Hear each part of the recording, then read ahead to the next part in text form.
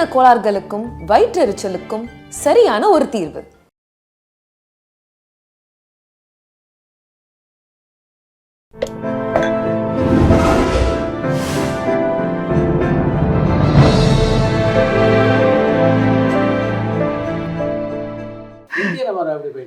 ஐயோ ஐயோ நல்லா நான் கொடுத்துங்க போயிட்டாங்க. என்கிட்ட வந்து அவரை சொல்கிறாங்க இந்த மாதிரி ஃபைட்டு எதுவும்னா அப்படி அவருக்கு தெரியாதுல்ல. சரின்ட்டு ஏதோ கிக் இது பண்ணும்போது நான் சரி மெதுவாக அடித்தா வயிற்றில் குத்தணும். அவர் என்னைய குத்துற நாருக்கு குத்தியே விட்டார். குத்திட்டாரு. எனக்கா வலிச்சு. அவரே ஒரு நல்ல ஸ்ட்ரென்த்து நல்ல சாப்பிடும் குத்திட்டாரு. ஷார்ட்டில் குத்திட்டாரு. கட் சொன்னோடனே வலி அப்படி வலி. அப்புறம் என்ன பண்ணார், நான் என்ன அடுத்து அவரை போய் நம்ம என்ன சொல்கிறது அடுத்து அதுக்காண்டி நம்ம போயிட்டு அவர் ஃபைட் வரும்போது நம்ம ஏதாவது லைட் அப்படி நம்ம ஸ்ட்ரென்த்தை காமிப்போம்னா சொல்கிறது. அப்புறம் அதேமாதிரி கம்போஸ் பண்ணும்போது வரும்ல நமக்கு இந்த டைமிங் தெரியும்ல. பட் குத்த வரும்போதே தட்டிட்டு போயிடும். கரெக்டாக அந்த டைமிங் கேப் இல்லாமல் கேமரா கேப் இல்லாமல் தட்டிட்டு போயிடும். அவர் ரொம்ப முரட்டு தரோம். ஆனால் என்னென்ன சார் அவர்கிட்ட இப்போ அண்ணன் சிவாஜி அண்ணன் எப்படி ஸ்பாட்டுக்கு வந்துட்டா 6 மணி ஷூட்டிங்னா 5:55க்கு ரெடி. அதேமாரி பண்ணிக்கிட்டு இருக்கும்போது 12 அப்படி போவோம். அதெல்லாம் உட்காந்தாருன்னா உட்காந்துட்டு இது கேஷ்யூ நட்டு வேறு என்னமோ இருக்கும் அது இருக்கும். அது வாட்டுக்கு இருக்கும். அவர் வாட்டு திரும்பிட்டு போகிற வெளியிலே போக மாட்டார். பிரேக்னா தான் வெளியில் போவார். என்டிஆர் அந்த மாதிரி ஒரு டெடிக்கேஷன். அவங்கெல்லாம் பழைய ஆளுகள்கிட்ட தான் நம்ம நிறைய கற்றுக்கணும். சரி இப்போ வர்றவங்கெல்லாம் முடித்தவொடனே கேரவனுக்கு இது பண்ணுறாங்க, ரெஸ்ட்டுங்கிறாங்க, ரூமுக்கு போயிடுறாங்க.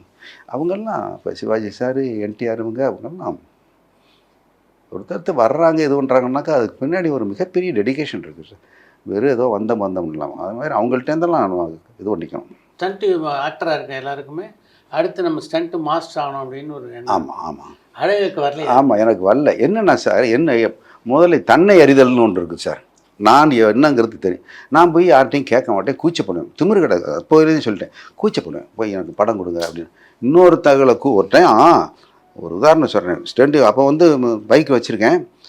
ஏதாவது ஃபைட்னாக்கா பைக்கை கொண்டு யூனியனில் வச்சுட்டு போகிறது. ரத்தன மாஸ்டர் என்னென்னு வரனாக்கா ரஜினி சார் கமல் சார் ஃபைட்டுனாக்கா ராமுக்கிட்டையோ இப்போ பட்டுச்சாமிட்டையோ சொல்லிட்டுருவார். அழகிட்ட போய் சொல்லி நாளைக்கு ரஜினி சார் படம் இருக்குது, நாளைக்கு அடுத்த வாரம் சொல்லி வச்சுருன்றார் மேக்ஸிமம். அப்போது ஒரு நாள் போகும்போது ஏதோ வந்ததுன்னா நம்ம பைக்கில் போய்கிட்டு இருக்கும்போது ஒரு 5 நிமிஷம் லேட் ஆகிடுச்சு. வேன் நிற்கிது. நான் போகிறேன். ஒருத்தரை ஏற்றியாச்சு. ஏற்றின உடனே ரத்தன மாஸ்டர் டே அவனை இறக்கி விடு சொன்னாங்க. நான் போய் நின்ன உடனே இறக்கி விடு. என்ன மாஸ்டர்? இல்லை நீங்கள் வந்து லேட் ஆச்சுன்னா ஏற்றினேன் மாஸ்டர். போகிறது அங்கே போகிறோம், ஃபைட் பண்ண போகிறோம், காலுகை இதோடு வரணும். ஒரு தொழிலுக்கு எடுத்துகிட்டு நான் வரல, அடுத்ததுக்கு வர்றேன், நீங்கள் அவரை போக சொல்லுங்க அப்படின்னேன். இல்லை நீங்கள் ஏன் அது இல்லை மாஸ்டர் அப்படி வரக்கூடாது. சரிடா நீ ஏறு அப்படின்னு என்னையை ஏற்றிக்கிட்டு அப்படி அந்த மாதிரி அவர் ரத்தன மாஸ்டர்லாம் ரொம்ப. நீங்கள் ஏன் ஃபைட் மாஸ்டர் ஆகலை? நான் 2வது கவர்மெண்ட்டில் ஒர்க் பண்ணிகிட்டு இருந்தேன். முழுசாக இதில் போய் என்னுடைய அந்த கூச்ச சுவாபம் நம்ம போய் யாரையும் கேட்க மாட்டோம். யாராச்சும் இது ஓடிக்கிட்டு இருக்கணும் உள்ளே பார்க்குறோம்ல. நம்ம போகலைன்னா கூட உள்ளே பார்க்குறோம் எவ்வளவு வழிகள் இருக்குது உள்ள. எப்படியெல்லாம் போய் பார்த்து அவங்க அங்கே கொடுத்தாச்சுனாலும் நான் ஒரு ஃபைட்டாவது இங்கே பண்ணுறேன் அப்படின்னு கேட்குறதெல்லாம் பார்க்குறோம். இதை நமக்கு ஒத்து வராது அப்படின்ட்டு முதல்ல இந்த நான் யாருன்னு தெரிஞ்சுக்கிட்டு நம்ம வரணும். அதனால் நம்ம அந்த முயற்சியே இல்லை. ஈவன் அசிஸ்டண்ட்டு கூட எதுவும் இல்லை. பல படங்கள் ஃபைட் பண்ணியிருக்கீங்க. முதல்ல ஆபாவனம் செந்துருப்பு நடிக்கிற வாய்ப்பு தர. ஆமாம். எப்படி நடிப்புக்கு அடாப்ட் ஆகிக்கிட்டீங்க? அதுதான் அது இங்கே இந்த சார் ஃபைட்டே சார் சில பேர் நினைப்பாங்க ஃபைட் பண்ணுறவங்களுக்கு நடிப்பு வராது.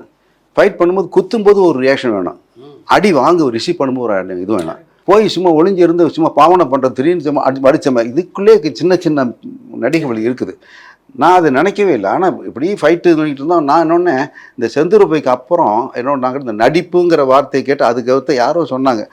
அதுக்கு ரத்தன மாஸ்டரா யாரோ பெரியவங்க சொன்னாங்க இனிமேலாம் எதுக்குன்னு எனக்கு இந்த காலுகள்லாம் அடி விட்டு போச்சு. அதனால் போகிறோம் நம்ம போகிறோம் அப்படின்ட்டு அப்படியே ஒதுக்கிட்டேன். எல்லாம் டைரக்டரும் அசிஸ்டன்ட் டைரக்டரும் கேமராமேனு எல்லோரும் அவங்க சிலது பார்க்குறதில்ல. நான் ஒன்றும் சினிமாவில் இருக்கணுடைய உண்மையை பேசுகிறேன். பெரிய அந்த படங்கள்லாம் நிறைய பார்த்து அதுலேருந்து அப்படின்லாம் அது இல்லை. நான் அந்த ஒரு ஓரளவுக்கு ஒரு நாலேஜ் தான் நமக்கு. சரி பார்த்து இந்த கோவங்கிறது இப்படி பார்க்கணும், அதுமாரி இது முறைக்கிறது அப்படி பார்க்கணும், சிரிக்கிறது அப்படி கொஞ்சம் அந்த மாதிரி பண்ணி எல்லாமே டைரக்டர்களை தான் நம்மளை உருவாக்கினாங்க சார். தப்பாக இருந்தாங்க உண்மை அந்த இடத்துல கொஞ்சம் பல்லு தெரியுது சிரிக்கிற மாதிரி இருக்குது இப்படி பண்ணி அப்படி பண்ணி தான் இன்னமும் கற்றுக்கிட்டு தான் சார் இருக்கான். இன்னமும் கற்றுக்கிட்டு தான் இருக்கோம். இது பணிவாக சொல்லலை, உண்மை. ஒவ்வொரு நாளும் ஒவ்வொரு இது. அதான் இவர் சொல்லுவார், நம்ம விவேகானந்தர் எல்லாம் தெரியும் என்று குழப்பத்தோடு இல்லாமல் எதுவும் தெரியாது என்று தெளிவோடு இருப்பார். அது மாதிரி நான் அதுக்காண்டி சொல்லலை, பட் நிறைய இருக்குது சார். கட்டுறது கையளவுன்னு அந்த காலத்தில் மந்திரம் இல்லையா வார்த்தையெல்லாம். செந்தூர புயல் நீங்கள் ஏற்றிருந்த பாத்திரம் உங்களுக்கு எப்படிப்பட்ட ஒரு அங்கீகாரத்தை கொடுத்து? பெரிய அங்கீகாரம் சார். அதான் சொல்கிறேன், வேர்ல்டு அங்கே இது அளவுக்கு போயிடுச்சு. அதுக்கடுத்து நான் ஃபைட்டில் இருக்கேன். இதாக ஒரு டைம் நம்ம ஃபோன் வந்துச்சு, சார் நாங்கள் பிஎஸ் வீரப்பா சார் வீட்டிலேருந்து பேசுகிறோம், மேனேஜர் பேசுகிறேன் அப்படின்னாரு. இப்போ வேறு மறந்துட்டேன். சொல்லுங்கள் சார். என்ன சார் சொல்லுங்கள் சார். ஏன்னா அப்போல்லாம் சினிமாவில் வந்தாச்சு. இது மாதிரி சார் உங்களை பார்க்கணுன்னாங்க. எனக்கு எப்படி இருக்கும்? அப்படியா, சரி சாயங்காலம் வந்துடுறேன். எத்தனை மணிக்கு இருப்பா? நீங்கள் வாங்க, இல்லைன்னா காலையில் வந்துடுங்க. காலையில் வந்துடுறேன். லீவ் போட்டேன். போனால் மேனேஜர் இருந்தார். கொஞ்சம் வெயிட் பண்ணுங்கள் சார் வந்துடுறாரு. உள்ளே வந்த உடனே கூட்டி வந்தாங்க. சார் அவர் வீட்டில் மேலே ஃபஸ்ட் ஃப்ளோரில் ஒரு இது டைனிங் டேபிள் சார், ஒரு 20 பேர் உட்காரலாம் சார். இந்த பக்கம் இந்த பக்கம் சேர் போட்டு இப்படி. அவர் அங்கேருந்து வந்தார். வந்து ஒன்னொன்னே நான் போனோடனே கும்பிட்டு காலை தொட்டு கும்பிட்டேன்.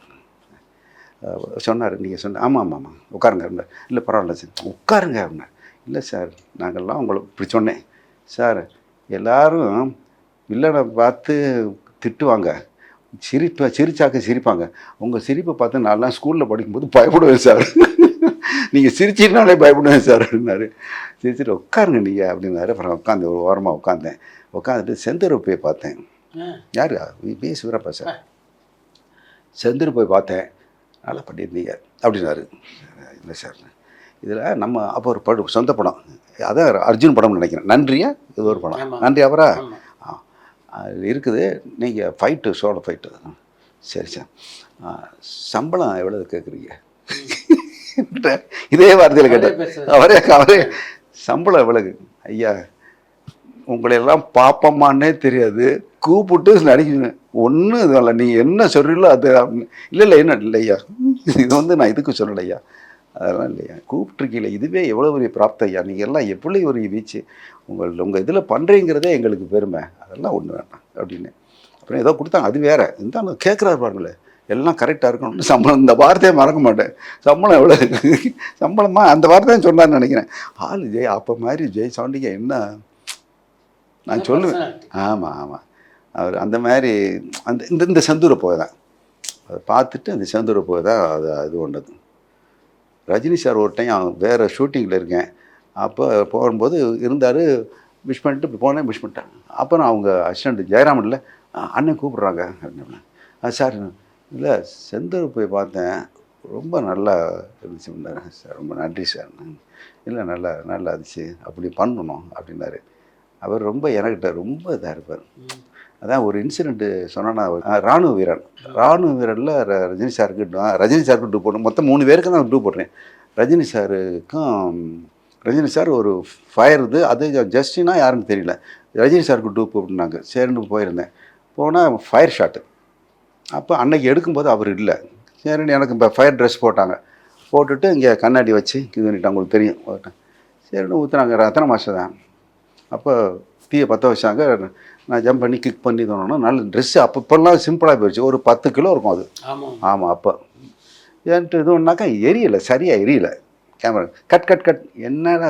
அப்புறம் மாஸ்டர் திட்டுறாரு, இதெல்லாம் 2-3 டேக்காக பார்த்துக்கிட்டு ஒழுங்காக பண்ணுறது இல்லையா பார்த்தாங்கன்னு. எனக்கு தெரியாது, நான் நிற்கிறேன் உள்ளுக்கு, கண்ணாடி மட்டும்தான் நின்றுக்கிட்டு இருக்கேன். என்ன அப்புறம் தான் தெரியும், பெட்ரோலை ஊற்றி லோஷனை ஊற்றிருக்காங்க. பார்த்த ஸ்டார்ட் கேமரா ஆக்ஷன் இப்படி நெருப்பு வச்சாங்கல்ல சார், எனக்கு மேலே எரியுது சார். மேலே எனக்கு ஒன்றுமே புரியல, வெறும் நெருப்பாக இருக்குது. ஆக்ஷன்ட்டாங்க. நம்மளுக்கு ஃபைட் பண்ண போகிறேன். அந்த இதில் உள்ளது வந்து என்ன இருக்காங்கன்னா, இந்த நரம்பில் தான் தப்பாங்க. இதை பதட்டத்தில் நூலில் தைச்சிட்டாங்க. அந்த நூல் தீப்பட்டு அந்த கண்ணாடி உள்ளே விழுந்துருச்சு. விழுந்தால் மூச்சு எப்படி புகை வந்துருச்சு. புகை வந்தால் உண்மையிலே சார் அப்போ தான் என் பொண்ணு பிறந்து 8 மாதம் கண்ணில் நிற்கிது. ஆஹா கடைசி குப்புரை படுத்துட்டேன். ஆனால் அது சொல்லி இந்த ஃபயர் வந்து இது கேஸ் ஃபயர் வந்திருந்தாங்க. அவங்க சொல்லியிருந்தாங்க, சார் நீங்கள் இதுவும் உங்களுக்கு இதாக இருந்துச்சுனாக்கா குப்புரை படுத்துருங்க அப்படின்னாங்க. சரிண்டு டக்குன்னு குப்புரை படுத்திட்டு முடியாமல் தான் நான் இது பண்ணுறேன், ஆக்டெல்லாம் பண்ணல. உள்ளே முடியல அப்படின்னு நினைக்கிறேன் சார். போச்சு அதுக்குள்ளே போட்டு இது பண்ணாங்க. அது ரத்தன மாஸ்டரை மறக்க முடியாது. அது என்னன்னாரு, இப்படி பண்ணி எல்லாம் இது பண்ணுறாங்க. இந்த பக்கம் இருந்துச்சு, இங்கே எரிஞ்சுக்கிட்டுருச்சு.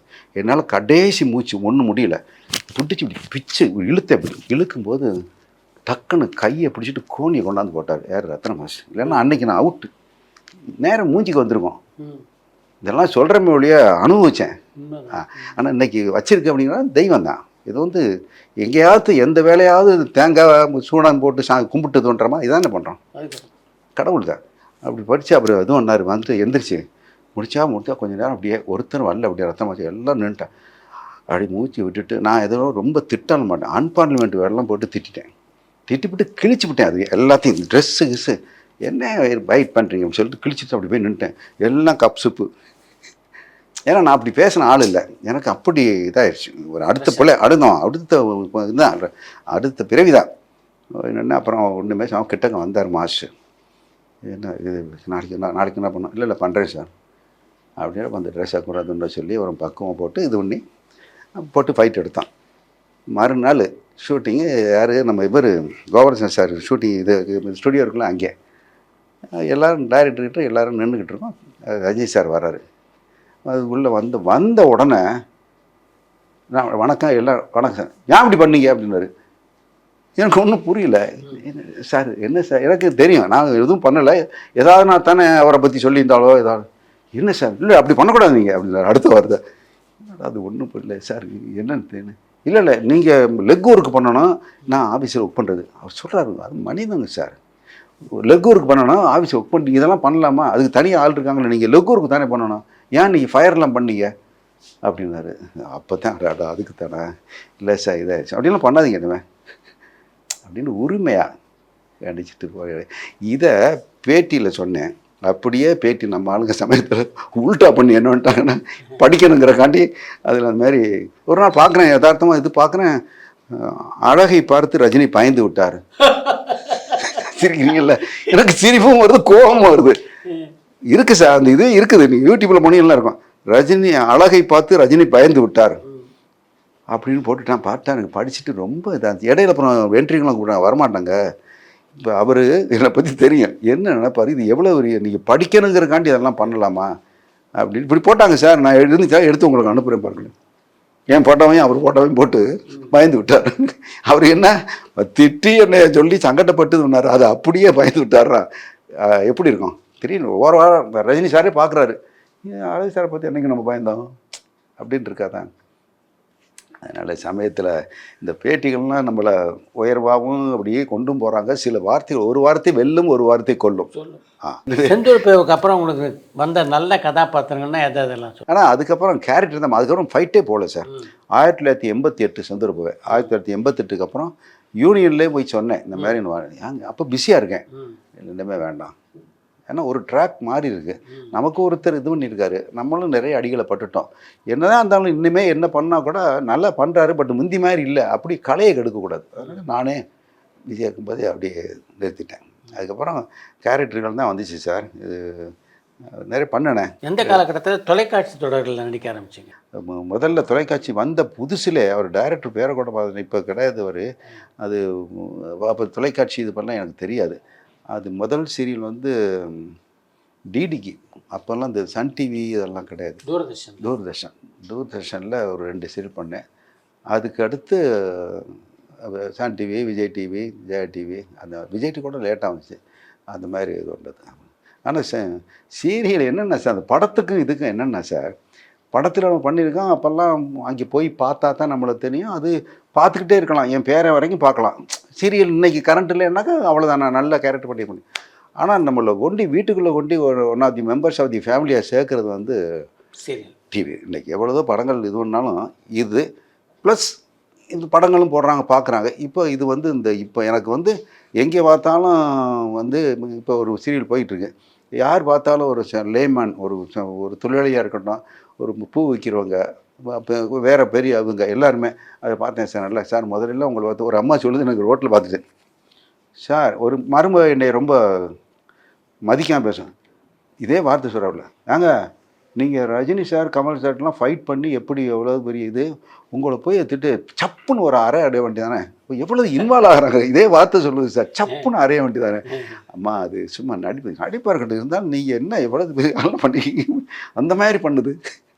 அப்போ எவ்வளோ தூரம் ரசிக்க, வீட்டுக்குள்ளே போய் நம்ம இது பண்ணுறோம் பாருங்கள் அவங்கள. அதனால் டிவி வந்து வந்தது ஒரு மிகப்பெரிய இது சார். ரீச்சிங் வந்து இதெல்லாம் படங்கள் பண்ணி ஒரு 4-5 வருஷம் ஆகும் தெரிகிறதுக்கு, வெளியில் தெரியும். இப்போ பண்ணோம்னா அடுத்த வாரமே தெரிஞ்சு போகுது. உங்களுக்கு பார்த்துருக்கேன், ஏதோ டிவியில் பார்த்துருக்கேன்றாங்க. தொலைக்காட்சி இயக்குனரான பத்ரிக்கு உங்களுக்கும் இடையில் ஒரு பந்தம் உருவாச்சு. ரொம்ப குழு அண்ணன் தான், அண்ணன் தான். அது மாதிரி இதான் சீரியல், அவர் சீரியல் தான் பண்ணேன், மெயின் கேரக்டர், நல்ல கேரக்டர். அதே மாதிரி தான் பண்ணி அண்ணன் பாரு. அது மாதிரி வீட்டுக்கு போவே அம்மா எல்லாம் ஒரு ஃபேமிலி மாதிரி தான் இன்னைய வரைக்கும். அவர் பண்ணுற சீரியல் இதுலாம் நாம் என்ன எதுவும் பண்ணுவார், நல்லா பண்ணுவேன். அருமையான மனிதர், நல்ல திறமைசாலி, டெடிகேஷன். நல்ல இது வரைக்கும் அலுவலகத்தில் பணியாற்றினது வந்து 1970 ஜாயின் பண்ணேன் சார். 2002 ரிட்டையர் ஆனேன். 32 வருஷம் ஒர்க் பண்ணேன். ஒரு 2 வருஷம் இது இருந்துச்சு. அப்போ என்னை மேனேஜராக ப்ரொமோட் பண்ணி வெளியூர் போட்டாங்க. ரெண்டாவது நம்ம பிஹேவியருக்கு சிலது எல்லாம் ஒத்து வராது. அதனால் டக்குன்னு இந்த இதோடு வந்து ஒரு 2 இயர்ஸ் தான், 32 இயர்ஸ் ஒர்க் பண்ணேன். நிறைய படிப்பீங்களா? இவர் வைரமுத்து சார் இதுக்கெல்லாம் கொஞ்சம் படிப்பேன். ஒன்று படிச்சுட்டு ரொம்ப பிடிச்சிருச்சு. உடனே ஃபோன் பண்ணேன், கவிஞர் இருக்கார் அப்படின்னு. டக்குன்னு அவர் ஃபோன் சொல்லுங்க அழகு அப்படின்ட்டார். சார் இங்கே நண்பர்களை உறவுகளை சந்திக்கும் போதெல்லாம் முதல் சந்திப்பை போல மரியாதை காட்டுங்கள், கடைசி சந்திப்பை போல அன்பு காட்டுங்கள் சொல்லிட்டு இப்போ அப்படி தான் சார் மக்கள் இருக்காங்க. நானும் அதில் இப்போ கொஞ்சம் திருந்திக்கிட்டு இருக்கேன். அழகு, நீங்கள் எப்படி ஃபைட்டுக்கு சென்றீர்கள் அப்படின்னு. உங்கள் மகள் ஜனனி உங்கள் நடிப்பை விமர்சிப்பாங்களா? நான் சின்ன பிள்ளையா இருக்கும்போது அது ஒன்று, இந்த ரஜினி சாரை மட்டும் ஏதாவது சொன்னால் கோவப்படும். நான் ரஜினி சாரை ஏதோ திட்டுற மாதிரி சொன்னோன்னே. பரபரப்பான சினிமா செய்திகள், நட்சத்திரங்களின் பேட்டிகள், சினிமா வரலாறு ஆகியவற்றை பார்க்கவும் படிக்கவும் உங்களுக்கான இணையதளம் tourantalkies.co.